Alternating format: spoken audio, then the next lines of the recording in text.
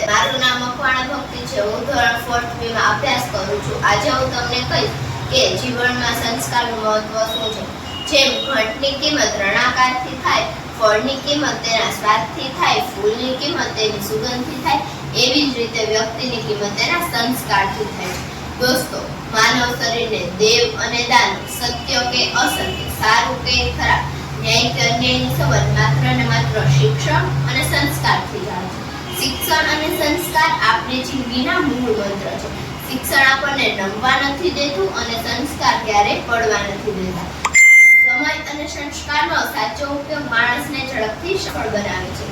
જો આજના સમયમાં તમે પુસ્તકોના હાથ પકડી લેશો તો ભવિષ્યમાં કોઈના પગ પકડવાનો વારો નહીં આવે। આમ ઘર, કુટુંબ અને વડીલો પાસેથી શીખવાનું ઘણું છે, જેમાં સંસ્કાર શ્રેષ્ઠ ઘરેલું છે।